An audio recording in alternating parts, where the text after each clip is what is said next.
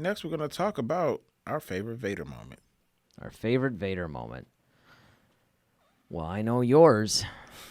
Probably the end of Rogue One, right? It's I've said that one a lot, but I think I have another, much like Yoda. It's like, no, there is another. Oh, you want it now? I Yeah, was gonna let you go. I mean, hey, we're doing the show. Unless you want to, call in like later tonight or something and upload it to, from your phone to YouTube. No, I was gonna let you No, go. I know you're gonna let me go, but I'm gonna let you go.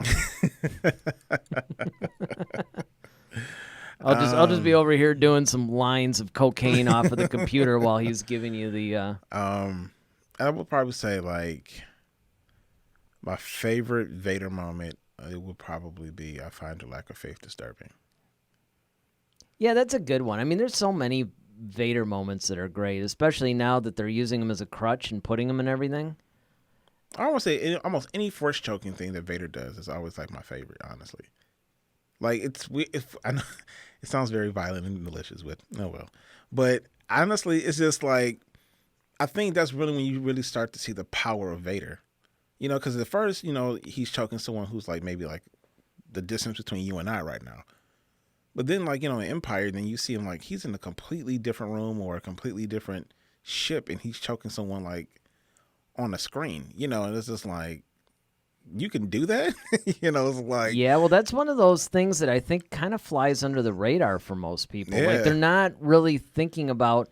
Nobody really thinks about that as this crazy cool force power, but it really is because he's like, halfway across the galaxy somewhere, choking people through like a viewer. Yeah, and then on top of that, he's like he always delivers like some of the greatest lines, right? Either when he's choking someone or he's about to. I know, he's like the original one-liner action hero. It's like, okay, I find your lack of faith disturbing. Like, that's an iconic line. But then, that's like, that was so hilarious. But then there's like the other part is like, all right, he's clumsy as he is stupid. And then, he turns around and then the guy's in the middle of talking. He's like, oh, yeah, Lord Vader. By the way, and then he just starts choking him. And then he carries a whole conversation with another guy. He's just like. Oh, I know. While the dude's like all like choking and then he finally falls out. And it's just like, meanwhile, Vader's like talking to the other guy about his battle plans or something. And the guy looks down at him like, oh, yep, all right, cool. So that's why, I mean, every time we talk about it, I always bring up that, was it? Oh, it was Robot Chicken, right? Yeah, we just act like we. Yeah, or it's just like kind of look, but he does have a lightsaber, and that could really hurt. That is really real. Yeah, so let's just everybody pretend that the force choking thing is a real thing, and they pull him out. Here's your disguise. You come back as a new guy. I mean, it was just, it's one of the most brilliantly written ones. Yeah. That I love. But there's actually a couple of favorite ones. Normally I always go to the one where, he's kind of like, the Force is with you, young Skywalker, but you're not a Jedi yet. That's definitely probably, I would have to say, my favorite. But what would tie with it? If it either ties with it or comes in second. I haven't decided which. Believe it or not, it's the scene between him and Luke on the AT-AT before he takes him to the Emperor. Because that's the first time that we ever see Vader just kind of calmly talking and having a normal conversation with somebody. Yeah, true. He's kind of vulnerable at that moment. That's the first time that we ever see Vader somewhat vulnerable and trying to explain himself. Even the whole moment, like after Luke leaves, and he truly lets his guard down for us to see, and he leans on that rail. Yeah. You can't see his face, but you can see his face. You know what I mean? Yeah, It's just like, you can just see the anguish that he's having, and the fact that he's somewhat torn. And I mean, in a lot of cases, I think that those two moments, the one the Force is with you, is almost like that's the pinnacle of his power. That's just showing Vader at his zenith, yeah, absolute zenith. And then, of course, the other scene is really showing him in his most vulnerable, and it's something that we've never seen before. That's true. Through the whole thing. And I mean, those are just so compelling to me that I just think that it's like, it's crazy. Okay, so Ronaldo has his favorite Vader moment. My favorite Vader moment is the Rogue One scene because I've always wanted to see Vader just killing and destroying people. When I saw them in the theaters, I was like, finally. Well, yes. Absolutely. And I mean, look, that's got to be basically up there, too. I mean, that's got to be like number 3 for me because that is the first time in film. Yeah, film. In film that we've ever seen Vader just be absolutely devastating. Just merciless. I mean, just from the time how he arrives and you just hear the breathing, and then he's just standing there with the saber, and he just walks just forward calmly. He's just mowing everybody. Calmly just mowing down everybody. It's like no matter what you throw at him, no matter he blaster bolts, I mean, he's just snatching weapons out of people's hands. He's blocking it. He's slashing folks. I mean, he's like the boogeyman. And again, I mean, I think that what's cool about that, because a lot of people think that that's like a crutch type of thing, or, you know, okay, let's, in case of emergency, break Vader glass. Right. But I honestly think that that's a necessary scene to put in the Star Wars universe. Because first, it makes sense to do it at Rogue One, because this is around the time that we're used to seeing him. Secondly, it's establishing his power. It's establishing his strength. This is why he's the devastating guy, because Maul's not doing that. Well, no, on top of that, you know, it kind of, I don't want to say, in some ways it solves problems and creates it at the same time, because you see that and then you see the battle with him and Obi-Wan. But I think that was, if you're looking at it in order, you will understand that. But then if you also understand going backwards, they had to show Vader like, okay, you know what, this is really what he would have been like. Yeah, I think the whole Obi-Wan thing, I mean, again, we have to almost retcon this thing. Yeah, and that's what I said. I felt like it was a retcon but I mean, in a way. But even though you're doing that, I mean, you know, the reality is that Lucas said, no, these things are really heavy, and, you know, that's why I still love this thing that I saw a couple of months ago, you know, where it's basically all the directors of the Marvel films. They do like a podcast, like a video podcast kind of thing, and they basically interview a bunch of people about like these famous films that they were in. And so they did Mark Hamill. They did Mark Hamill for The Empire Strikes Back. And, you know, of course, Mark Hamill was talking about, yeah, you know, the fight choreography was kind of crazy, and he was like, you know, a lot of people will go like, okay, you know, you guys' thing isn't so dynamic or whatever, and he gets crap for it. But he was like, you know, George told us these things were heavy. He's like, you know, and then I go and watch the prequels.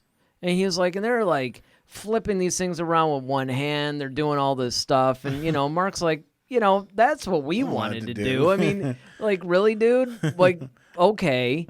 Yep. I guess you kind of changed your mind about that a little bit. But, you know, those are the kinds of things. But still, the way that you can retcon it in universe, there's two ways. And we brought this up when we were talking about, I think, like the best duels of the saga or something. One of the reasons why I had always chosen the original trilogy duels is because there's emotional meaning behind all those duels. Yeah, they have weight. They have weight. And if you look at the Obi-Wan Anakin one, it's because there's like, it's really not about them dueling. It's about them facing each other after all those years. And so they're just kind of like toying with each other. They're not really trying to cut each other down. You know, it's really more about their dialogue and their conversation. True. And just them sort of assessing their thing. And really, before it was going to get good, you know, that's when Obi-Wan pulls his little disappearing act. Well, and you got to understand, too, like, you know, even Vader's hesitation on some things. I mean, last time he did fight him, you know. Yeah, it didn't go well for him. So Vader's kind of like, all right, you know, all right, you got me last time, so you're not going to get me again, you know. So I mean, sure, we all wish that, you know, we had that, we could just drop in that crazy thing that YouTuber made. Oh, my goodness. I mean, that's a duel we'd want to see. But again, as cool as it was, I don't think it would have held as much weight. You know, and this is the way I feel about all the duels of the original trilogy. That's why I'm never bored by them. And actually, if you look at them, if you watch all the movies in order, like you were saying, they make sense to the plot of the films. Like, it doesn't seem out of place to see all these guys doing somersaults over each other in the prequels, and then in the original trilogy, they're They're not. Not to mention the fact that the Luke Skywalker Vader duels were a little bit more action-packed. Yeah.